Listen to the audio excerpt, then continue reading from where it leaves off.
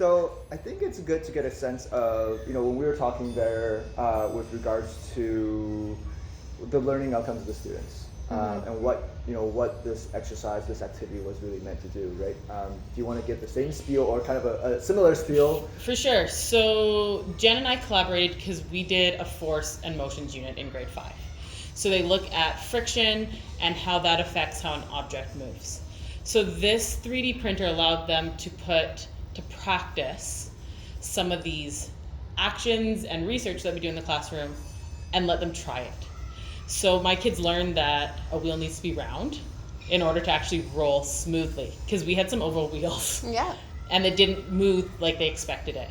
So we added then the simple machines component, and some of our kids realized a wheel and axle needs to be assembled specifically in order for it to be the most effective. And this allowed them to see that by building. So I think that was really practical for them. Yeah, I mean, the constraints were like we didn't have enough time or filament really to reprint the cars. So when it came to the redesign phase, they were more focused on their wheel and axle, which ultimately some of them were, when they were coming off the ramp, they were nosediving right into the pavement or whatever we were testing on. So I think having them realize that they can change their wheels really gave them a new vision for that, because then they could, if they needed to adjust their axles, they could do it at the same time and then see what else we could change. Yeah. Right. I also think the 3D printer, because it was new to most of them. You didn't do this last year. Yeah, it was new to most of them. So it leveled the playing field. It was a new piece of technology that none of them had really dabbled in that much. So it allowed the kids who had a little more experience with aerodynamics, angles, wind resistance, to build cars that incorporated that, versus some of my kids who might have really understood the concepts but didn't know the other features, to build simple cars and learn those pieces. Because some of these block cars did not work near as well as the ones that were more aerodynamic, let's say. Or the bigger wheels, or kind of like we talked about, the axles that would allow the wheels to move around it, or the axles that were anchored and the wheels, other way around.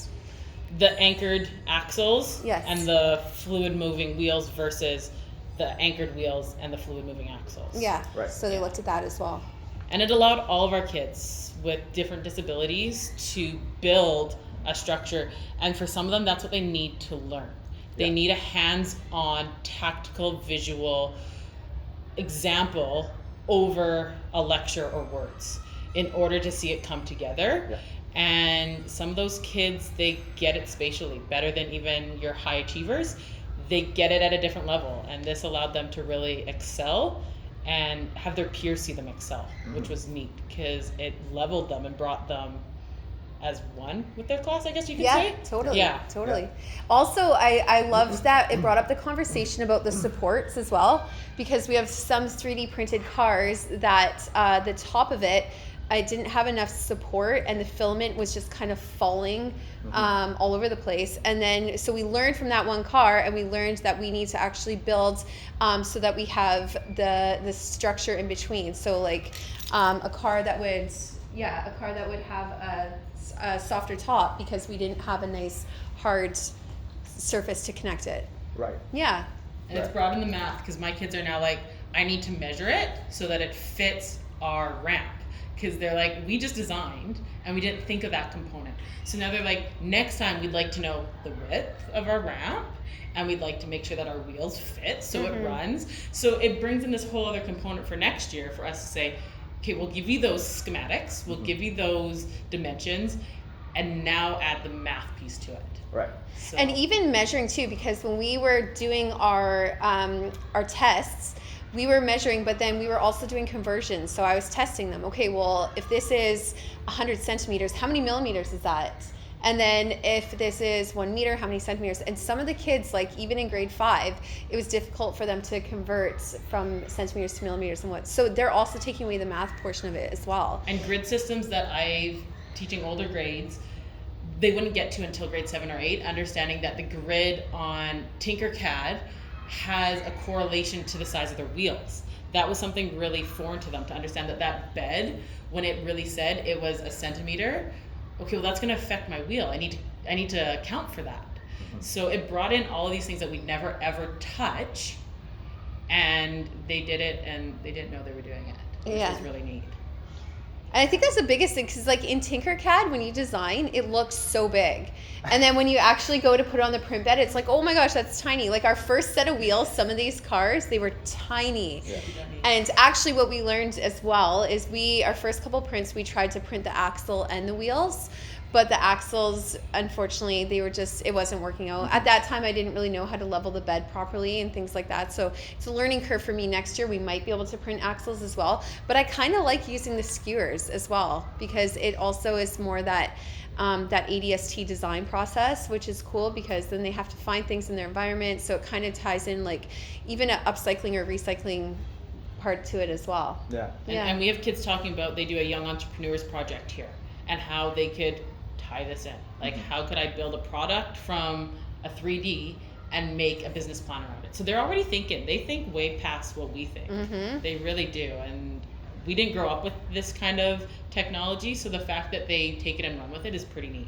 Well, yeah, even yesterday I was looking for wireless keyboards, and because our iPad cases are so thick, one of our students said, well, why don't we just 3D print an iPad stand, and then you can have a wireless keyboard and your iPad will use the 3D printed stand. And I'm like, that's brilliant. Why don't we do that? Like, totally. It's cheaper than ordering a bunch of iPad stands, so there we go. Yeah. Okay. There was a lot of, at least Jennifer, you kind of explained to us that there was a lot of cross-pollination between Katie, yourself in the classroom, and what you were doing here in the library.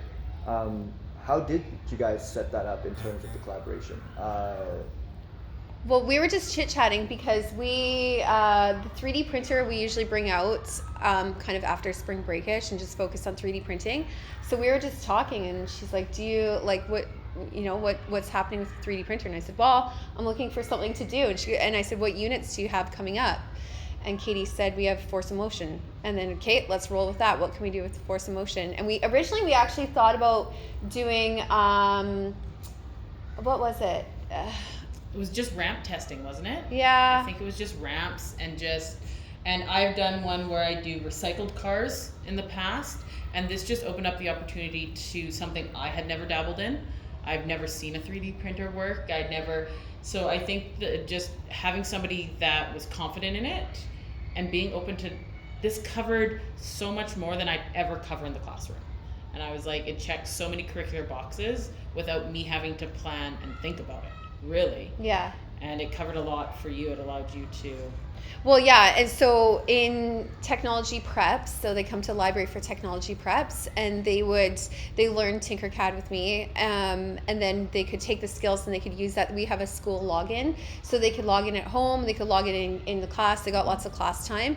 But I think the real collaboration came, like, we were able, if I couldn't be here a day, Katie would come in and start some prints for me, or she allowed the kids a lot of time. Like, you can kind of see in the difference of designs, like I think there was a lot of time spent in class working on the redesign and the design and using Sharpies to color it, like just kind of personalizing and adding those touches. So yeah, it was definitely a time collab as well. And it's a buy-in. Like with kids, we're always as teachers looking for something that's going to spark their interest, because it reduces behavior, it reduces our classroom management. If they're buying in and they're into it, they take it and they run with it. So for me, this is something that really engaged them, and they were wanting to be on it. When they were on it, they were focused, they were into it, and it was all personal to them, how they saw it, and it gave them a different creative outlook as well. So it takes a lot off the teacher, because we're not putting out fires everywhere. Yeah. They're self-sustaining and they want to be on it. So that works for me. And they're so excited to come see their design. Like if they knew that theirs is on the printer, they're thrilled to come check it out, or check in at lunch and check in at recess to see if theirs is done. So yeah, it's very engaging. And they were honest. Is my car been printed yet? Has my wheels been printed? Is my car next? Who's next? They wanted to know, right? So they want to be a part of it, which was neat. Yeah.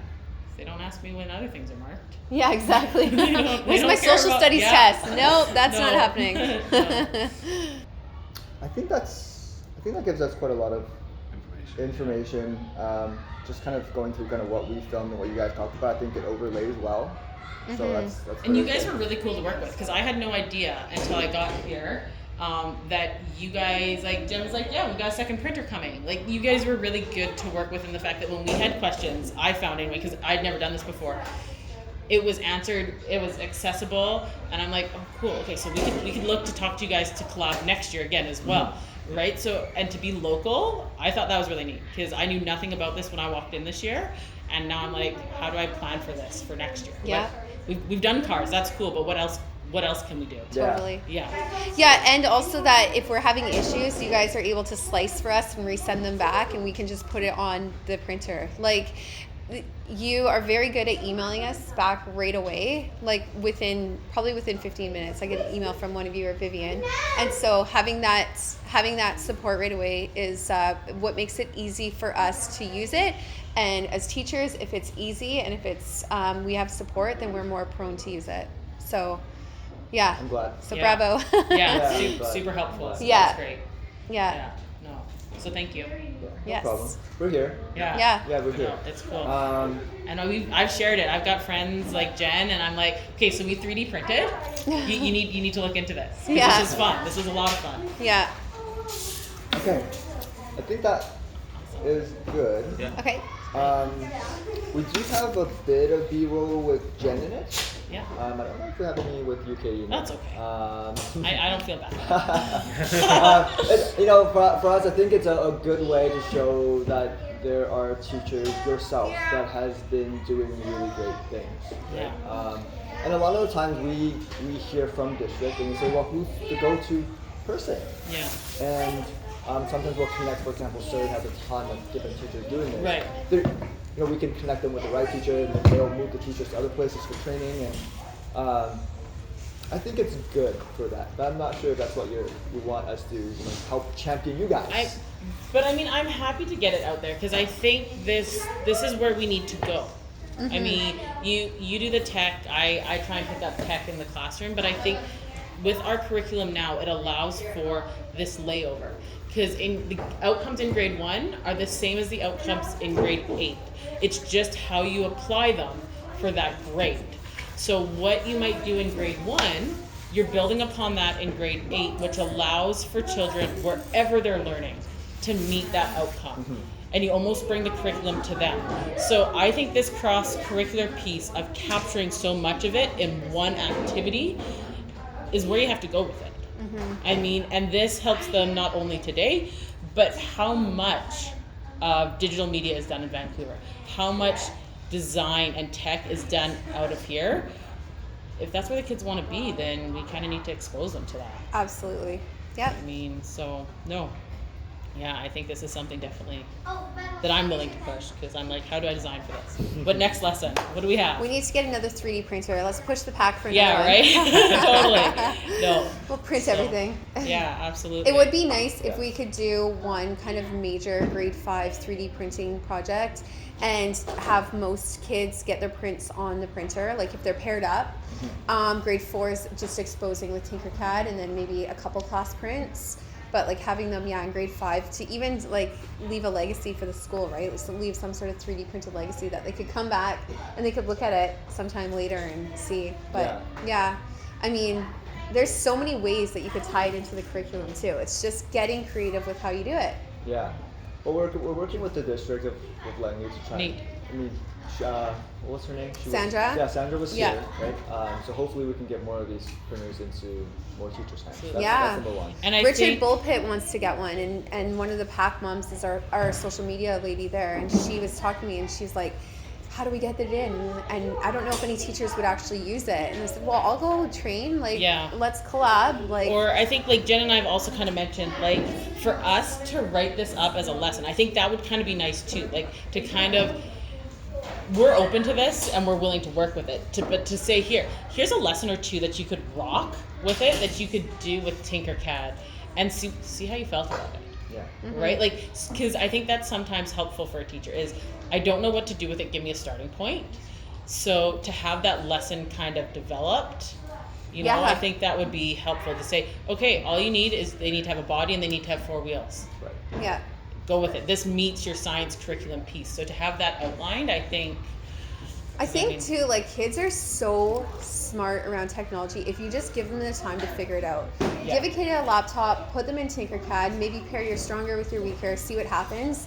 Like I know for our kids, I showed them how to group, ungroup, duplicate, and basically that was it. And then they just rolled. We gave them a goal: build a car. Yeah. They know what a car is. Yeah. Build a car that moves. So yeah, no, absolutely. But happy to talk, happy to email wherever need be. So Yeah. absolutely. Awesome. Yeah. Thank you guys for your time though. No, Yeah. thank you guys for allowing us to come here and film because we don't get to see this every day. Yeah. No, it was fun.